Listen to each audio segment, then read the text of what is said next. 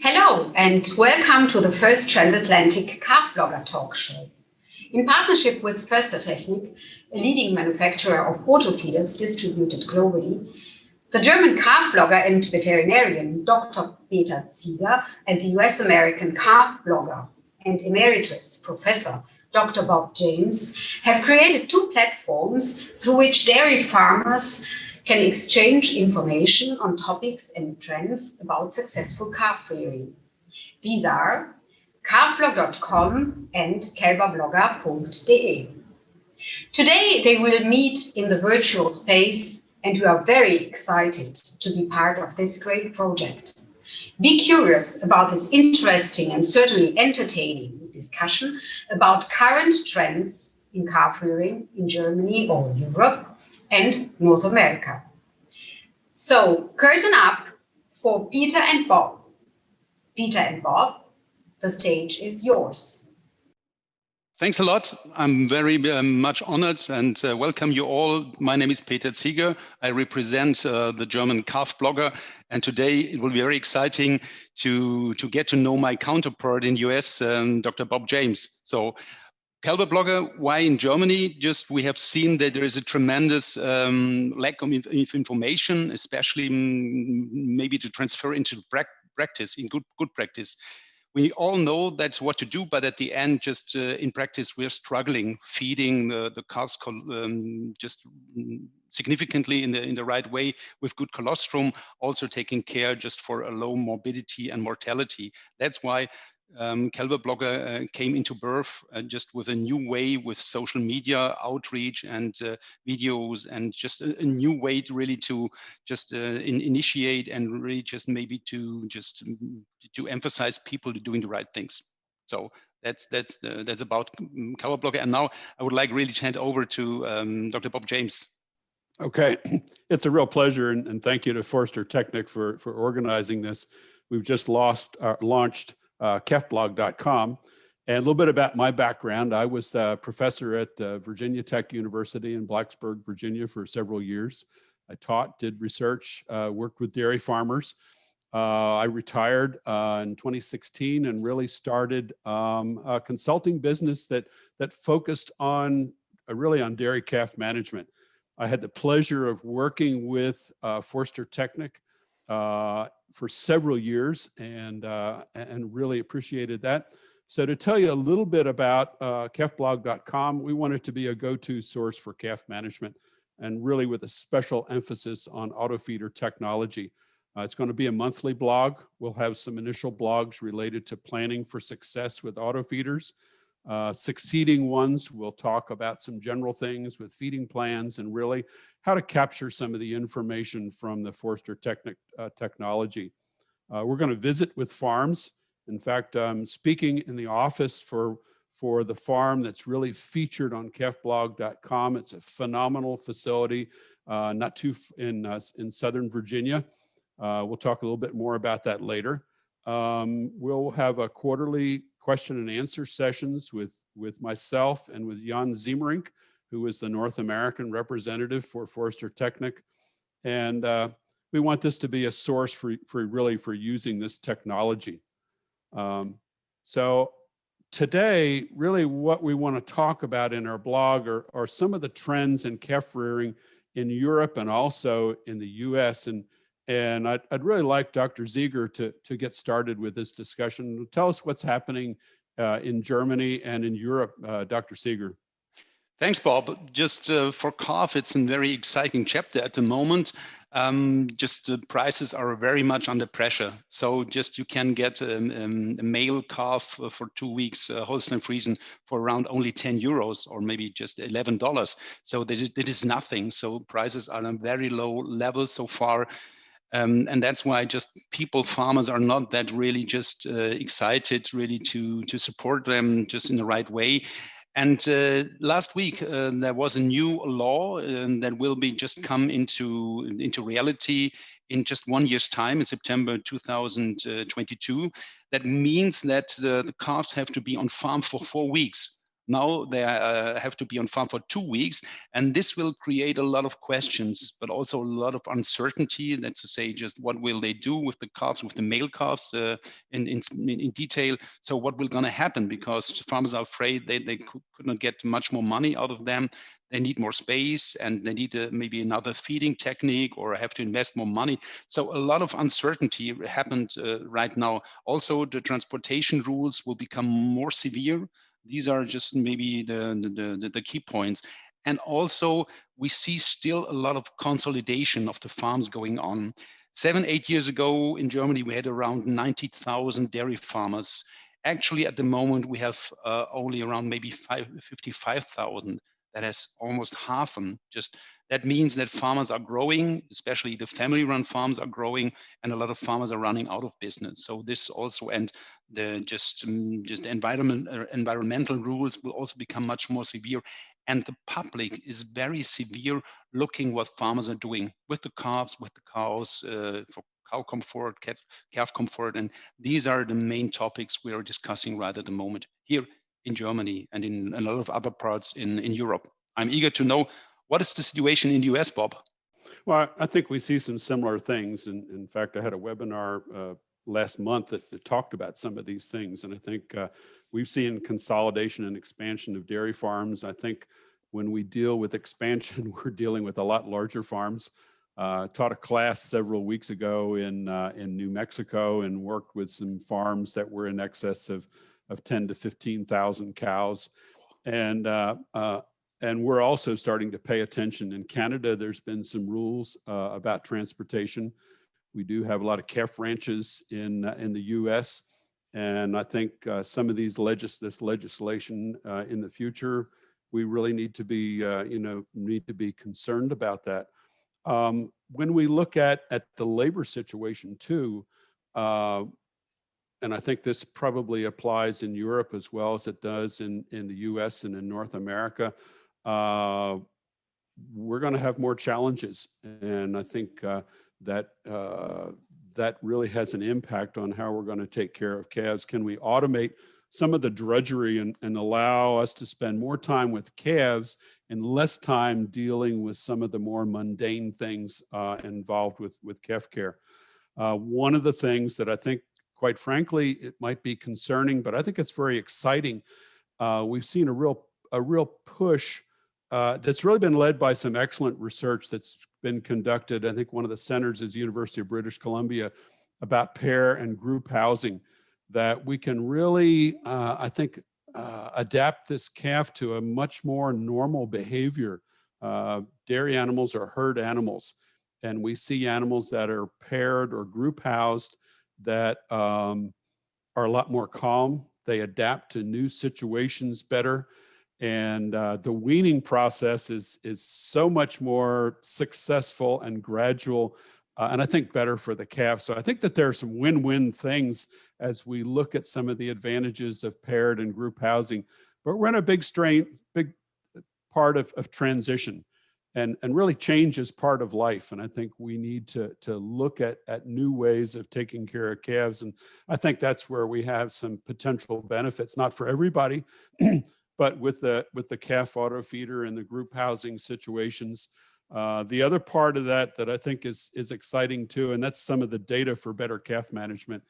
We look at typically what we see on farms, and I'd like to hear your response, but what data we have for calf management has been almost non-existent. You know, we've looked at mortality, some farms with morbidity.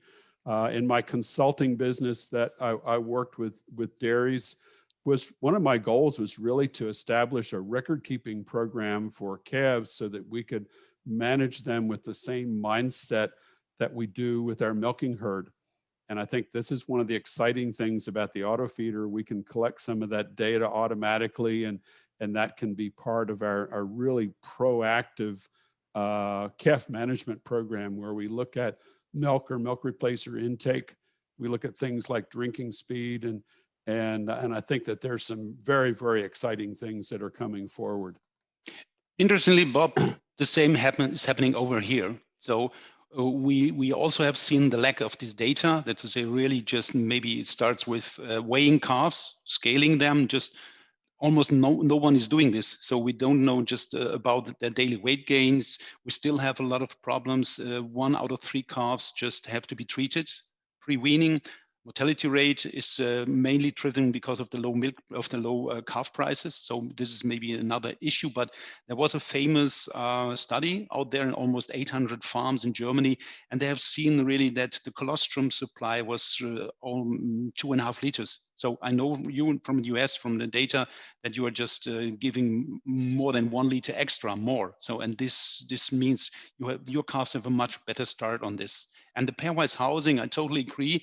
There's also a very popular trend. We see this more and more. So farmers really see these benefits, recognize the benefits, and especially if we're really building new calf facilities, and they're all thinking of this pairwise possibility for this, that they can introduce this. This is very nice. And also more and more the discussion goes really to maybe ad libitum feeding, that's to say an intensified milk feeding. So with very good data, we see that the calves are suffering less from coccidia and other dairy agents. So this is also a trend that we see more and more also from the consultancy perspective. Yeah, and I think that, I really don't like the word intensive. What I'd like to do is talk about biologically normal feeding, because if we look at the calf that's nursing its dam, and they have frequent meals, they have smaller meals, and this is one of the things that I find very exciting with the auto feeders, is that we can develop these feeding plans for animals that really mimic what happens biologically. One of the big challenges that we had with what I would call intensive feeding is that we were feeding calves large volumes of milk twice a day. Okay. And this is really presents some challenges. And then when we would go to wean these calves by feeding once a day and then put them from individual into group housing, it was really very stressful. And we had a lot of failures. What I've seen with the auto feeders, really very different calf behavior. And I think this is very obvious from the farm that I'm currently working with that's featured on the calf blog. I look at the drinking speed on these calves, and it's a lot lower than I see on some farms that limit milk, because the calves are not in a big hurry to consume their milk allotment. So we get more milk into calves earlier in life when they're not eating very much starter, and then when we go to wean them, we can start weaning them a little bit by reducing milk, but maybe at 30 or 45 days here in the US. And we do that much more gradually. And they've already been in a group, and so they adapt so much better. On the calf blog, we have several videos that will be coming online here within the next few weeks that I think document the farmer's viewpoint on this, and that's really what's important. The farm, Hammock Dairy, has 8 pens of calves with 20 calves per pen and really excellent maternity, newborn, and colostrum management. It's just really remarkable, the health situation on this dairy. I mean, they have a beautiful facility, and the calves are really growing well, and it shows what's, I think, really possible if we do the right things correctly. Actually, weaning just is a very good point. In Europe, we are tending to wean calves significantly longer now. We're going for at least 8, 9, 10, sometimes even 12 weeks. And the results are tremendous. Very much better than we have seen before. The calves are not falling into this dip that we often observe in 1 out of 4 calves. They're doing much better. I couldn't agree more. So this is really a nice trend that we observe. We wean calves sooner in North America, about 56 to 64 days. We've been very successful with this strategy. Our feeding plan is essentially starting with backgrounding calves for 3 to 10 days with bottle feeding, and we're feeding somewhere about 6 liters of milk per calf per day. We move then to 40 fit or ad libitum milk for about 30 days. We generally limit our milk during this period of time to somewhere between 1.5 and 2 liters of milk per meal, with an interval between meals of about 2 hours. We do that for 30 days, and about 30 days we reduce over 4 days from 12 liters to 8 liters. And sometimes I'll run this a little bit less depending on what intakes run on the farm. We hold then at 8 liters for 10 days. And what this management does, is really stimulate starter intake. And then we gradually reduce the milk from 8 liters to 2 liters per day over 10 to 14 days. And then the calves are weaned. Now, when we talk about particularly the 40-fit, this is the departure for many farms. And I think they get a little bit concerned over this. But this is more milk, and it's in a lot less stressful manner, and it's only for a short period of time. Really what we see is milk intake is very variable on farms, and some calves really may peak out at 8 liters per day, and that's all. Whereas we have some other calves that will eat as much as 14 or more liters per day. But remember, this is for a short period of time, and we're limiting how much they can consume at a meal.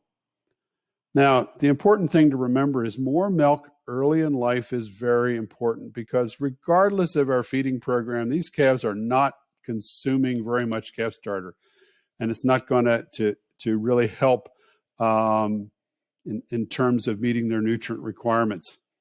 When we used to feed 4 to 6 liters per day, this really won't meet nutrient requirements of maintenance during cold weather. I think really the automatic calf feeders provide an exciting opportunity to provide more nutrients strategically when it's very essential to growth and health of that young calf when they eat such little starter. I couldn't agree more. And I'm very much looking forward to our next session. Thanks a lot. This was very informative for our listeners, for myself. I very much like this first exchange between you and I, between these two continents. So it's very interesting. And I'm very much looking forward to the next sessions, talked about the colostrum quality, how we apply colostrums best, the work around this, and also a lot of things still have to be just on our list that we're looking much forward really to talk to each other. Bob, thanks a lot. It was very inspiring, and looking forward to our next talk. Stay safe. All the best. Bye. Well, goodbye, Peter. And again, it's been a real joy for me to visit with you and have the opportunity to interact and to, quite frankly, learn from each other. I think we all can be students and we all can be teachers, and this is really, really wonderful. And I want to thank Förster-Technik for sponsoring this. And let's return our Zoom call to Förster-Technik, our sponsor for this joint call, and look forward to ones in the future. Thank you very much. Thank you, Peter and Bob, for the great insights you gave us into the exciting topic of calf rearing. We look forward to your regular blog posts and the next Calf Blogger talk show with you both. Stay tuned.